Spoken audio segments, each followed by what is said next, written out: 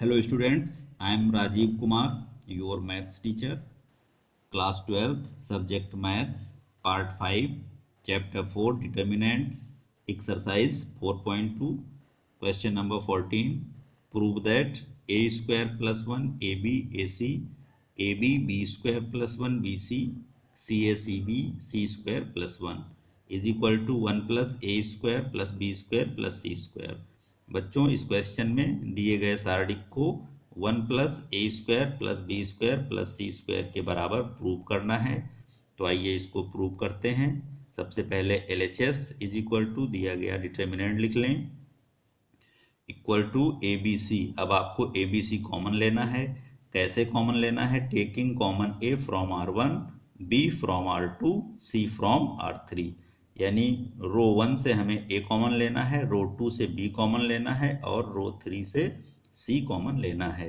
तो कॉमन लेने के बाद ये कैसे आ गया, आइए समझते हैं।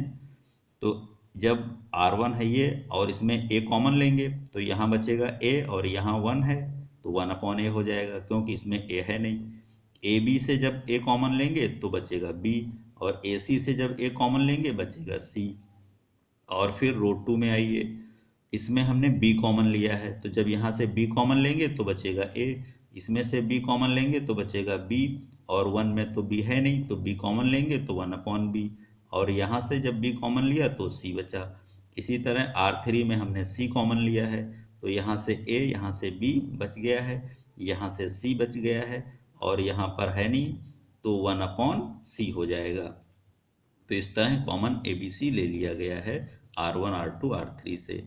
अब इसके बाद आपको क्या करना है कि जो ये A है, A का मल्टीप्लाई कॉलम 1 में कराइए तब ये आएगा, B का मल्टीप्लाई कॉलम 2 में कराइए तो ये आएगा, और C का मल्टीप्लाई कॉलम 3 में कराइए तो ये आएगा। कैसे आएगा देखिए, A का जब A में कराया तो A स्क्वायर, और A का मल्टीप्लाई जब 1/a में कराया तो 1 आएगा, क्योंकि A/a कट जाएगा। और फिर नीचे जब ए का ए में करेंगे ए स्क्वायर, फिर ए का ए में करेंगे ए स्क्वायर, और कॉलम 2 में देखिए जब बी का मल्टीप्लाई हम कराएंगे तो बी स्क्वायर, और जब इसमें कराएंगे तो बी स्क्वायर प्लस 1, और जब इसमें कराएंगे तो बी स्क्वायर। और फिर अब सी का मल्टीप्लाई कॉलम 3 में करना है तो सी का जब इसमें किया तो सी स्क्वायर, सी का इसमें किया जब तो सी स्क्वायर, और सी का जब इसमें किया तो सी स्क्वायर प्लस 1, क्योंकि यहाँ c/c होकर कट जाएगा, 1 बचेगा। तो इस तरह से ये आ गया। अब आगे बढ़ते हैं। अब यहाँ पर देखिए अगले स्टेप में क्या किया गया है, C1 is replaced by C1 plus C2 plus C3। यानी C1 की जगह पर C1, C2, C3 का जोड़ लिखा गया है। यानी ये आपका C1 है, ये C2 है, ये C3 है। तो यहाँ पर हम क्या करेंगे, इन सबको जोड़कर लिख देंगे। तो a square plus 1 plus B square plus C square आ जाएगा। फिर इन तीनों को जोड़कर यहाँ लिख देंगे और इन तीनों को जोड़कर यहाँ लिख देंगे। इस तरह से हमारा नया C1 आ गया, जो कि C1 plus C2 plus C3 के बराबर है। बाकी दोनों कॉलम को वैसे ही उतार लीजिए। फिर आगे बढ़ते हैं। अब हम देख रहे हैं कॉलम 3 में A square plus B square plus C square plus 1 common है, तो उसको आप बाहर ले लीजिए। तो फिर बचेगा क्या, कॉलम 1 हमारा 1 1 1 हो जाएगा। बाकी कॉलम 2 कॉलम 3 वैसे ही उतार लीजिए। फिर 1 plus A square plus B square plus C square हमारा कॉमन पहले से है। और फिर इस डिटर्मिनेंट में इसको थोड़ा आसान बनाने के लिए कुछ जीरो बना लेते हैं। तो जीरो कैसे बन सकता है, पहली R1 को यानी रो 1 को ऐसे ही लिख दीजिए, और फिर रो 2 की जगह पर R2 माइनस R1 कर दीजिए। यानी इस लाइन से इस लाइन को घटा दीजिए। जैसे देखिए 1 से 1 गया 0, बी स्क्वायर प्लस 1 से बी घटाया तो बचा 1, और सी स्क्वायर से सी स्क्वायर घटाया बचा 0, और फिर R3 की जगह पर R3 माइनस R1 कर दीजिए। तो जब 1 से 1 घटाएंगे तो आएगा 0, और बी स्क्वायर से बी स्क्वायर घटाएंगे आएगा 0, और सी स्क्वायर प्लस 1 से जब सी स्क्वायर घटाएंगे तो आएगा 1, सी स्क्वायर कट जाएगा। तो इस तरह से ये आ गया। अब हम क्या करेंगे, इसका एक्सपेंड करेंगे। तो 1 plus A square plus B square plus C square हमारा कॉमन है, और फिर एक्सपेंड किया तो 1 यहाँ लिख लिया, और फिर ये कॉलम ये रो बंद कर लिया तो 1 माइनस 0 ये आ गया। फिर माइनस, दूसरा माइनस होता है माइनस बी स्क्वायर, और फिर ये कॉलम ये रो बंद कर लिया, तो 0 और -0 और फिर प्लस सी स्क्वायर हमने यहाँ लिख लिया क्योंकि तीसरा प्लस होता है। फिर ये कॉलम C3 यानी ये बंद और ये R1 बंद, तो क्या बचा 0 -0। तो अब आगे सॉल्व करते हैं। 1 + a² + b² + c², और यहाँ से देखिए 1 बचेगा और ये दोनों स्टेप हमारे 0 रहेंगे। तो अब 1 का मल्टीप्लाई जब इसमें कराएंगे तो 1 + a² + b² + c² आ जाएगा। यही हमको लाना था, यही हमारा RHS है और ये प्रूव्ड हो गया। नेक्स्ट क्वेश्चन है आपका, choose the correct answer in questions 15 and 16। तो 15 क्वेश्चन में क्या है, let A be a square matrix of order 3/3 then determinant KA is. यानी इस क्वेश्चन में क्या कहा गया है, ये 15 और 16 क्वेश्चन नंबर जो हैं ये आपके बहुविकल्पीय प्रश्न हैं, यानी ऑप्शनल वाले हैं। इसमें 4 आंसर दिए गए हैं, एक सही आंसर आपको चुनना है। तो let A be a square matrix, मान लीजिए कि A हमारा स्क्वायर मैट्रिक्स है, वर्ग आव्यूह है और किस ऑर्डर का है, 3/3 का है। तब आप बताइए कि डिटर्मिनेंट KA यानी सारणिक KA का मान कितना होगा। 4 ऑप्शन दिए गए हैं, कौन सही है। तो पहले सॉल्व करते हैं, जो निकल के आ जाएगा वही हम विकल्प मान लेंगे। तो सॉल्यूशन पहले हमने मान लिया, लेट A = 3/3 का हम मैट्रिक्स मानेंगे तो ये आएगा। इसमें 3 रो हैं और 3 कॉलम है, यानी 3/3 का मैट्रिक्स हो गया। A1 A2 A3 B1 B2 B3 C1 C2 C3। अब हमें KA निकालना है, तो K से मल्टीप्लाई करेंगे। मैट्रिक्स में जब मल्टीप्लाई होता है तो हर एलिमेंट में होता है, तो सबके साथ K आ जाएगा, यानी KA1 KA2 + KA3 KB1 KB2 KB3 KC3 KC2 KC3 इस तरह आ जाएगा। अब इसके बाद हम डिटर्मिनेंट KA निकालेंगे। तो जो हमारा आव्यूह KA है वही हमारा सारणिक या डिटर्मिनेंट K हो जाएगा, बस केवल निशान बदलेगा। अब ये यहाँ पर हमारा ये क्या है, ये आव्यूह है यानी मैट्रिक्स है, तो ये निशान इस तरह का होता है यहाँ पर ऐसे। तो ये मैट्रिक्स हो गया और मैट्रिक्स से हमने ये डिटर्मिनेंट बनाया, तो केवल निशान बदल जाएगा, KA यानी इस तरह मॉड लग जाएगा, डिटर्मिनेंट का साइन है ये, और ये पूरा वैसे ही उतार देंगे। अब हम यहाँ पर देख रहे हैं कि हमारा चाहे हम C1 C2 C3 लें, चाहे हम R1 R2 R3 लें, सब में K कॉमन है। तो हम R1 से K ले लिया, R2 से K ले लिया और R3 से K कॉमन ले लिया, तो हमारे पास ये A1 A2 A3 B1 B2 B3 C1 C2 C3 बचा। अब हम देख रहे हैं कि ये तो K यानी K³ हो गया, और ये जो हमारा सारणिक डिटर्मिनेंट है ये A के बराबर ही है।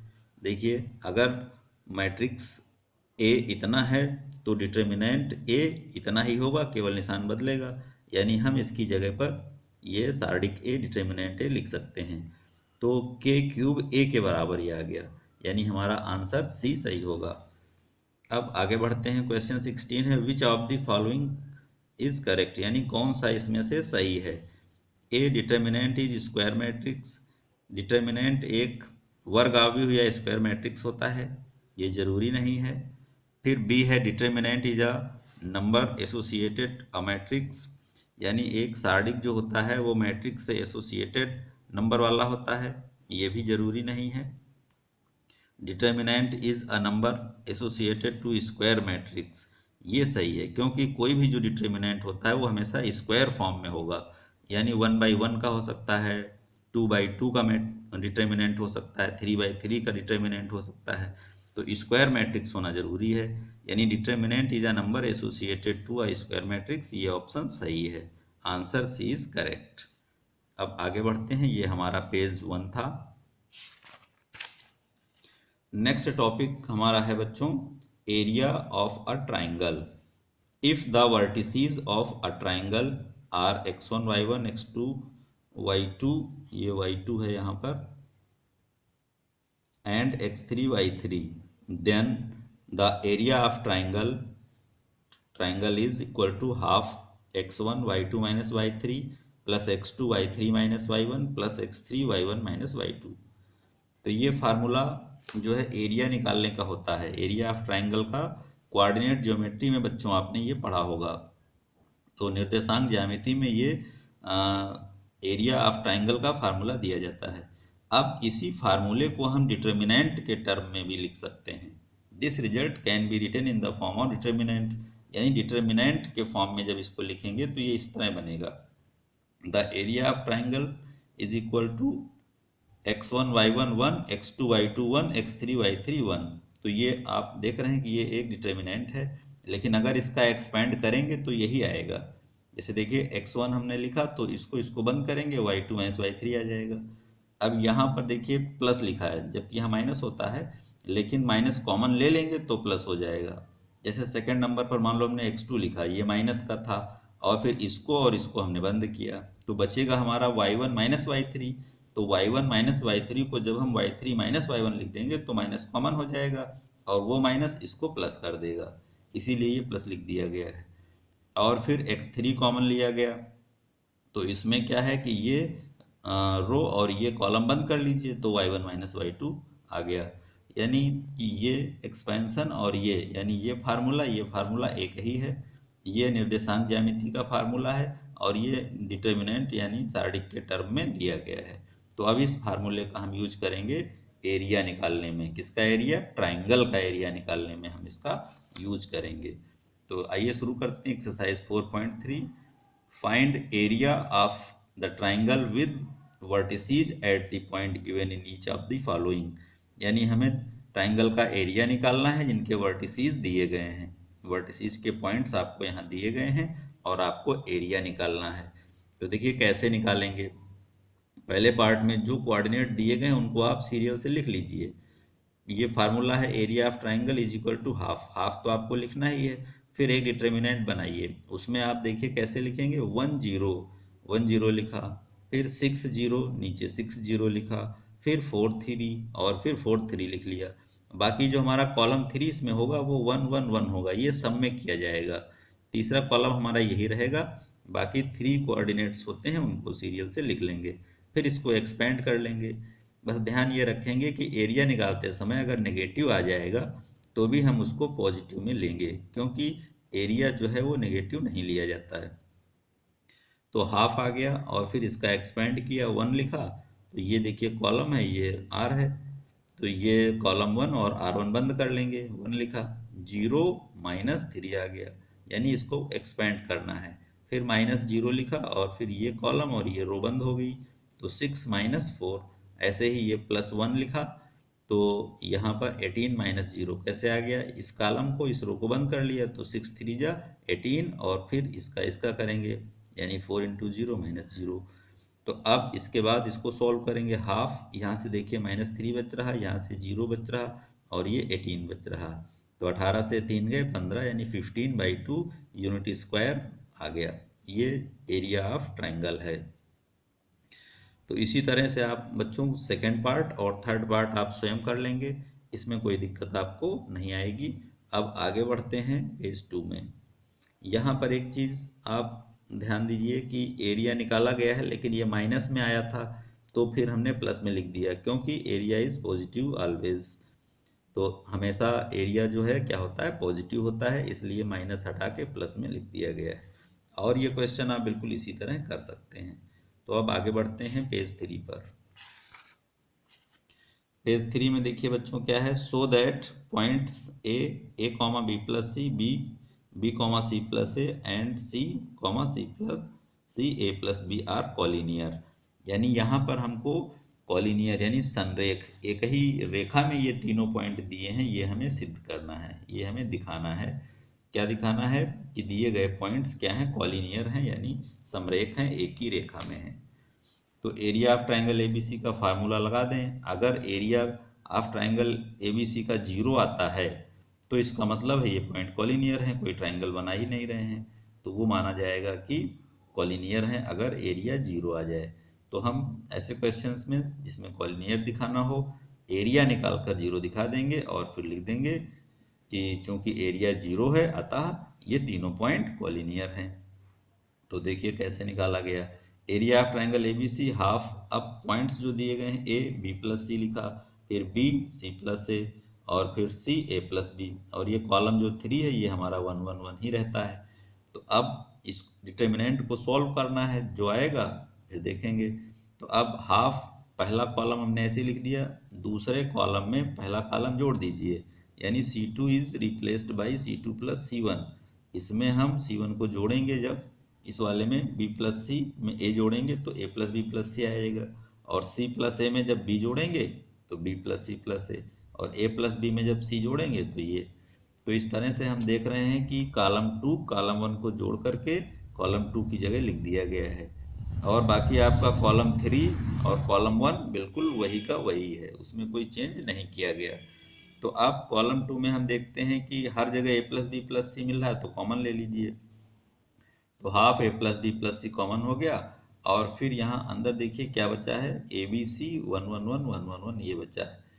अब यहाँ पर इस डिटर्मिनेंट की वैल्यू 0 हो जाएगी, क्योंकि कॉलम 2 कॉलम 3 एक ही जैसे हैं, इसलिए क्या हो गया, इस डिटर्मिनेंट की वैल्यू 0 हो गई। तो पूरा एरिया यहाँ पर आ गया 0। तो जब एरिया 0 आ जाए तो ए बी सी कैसे होंगे, कॉलिनियर होंगे।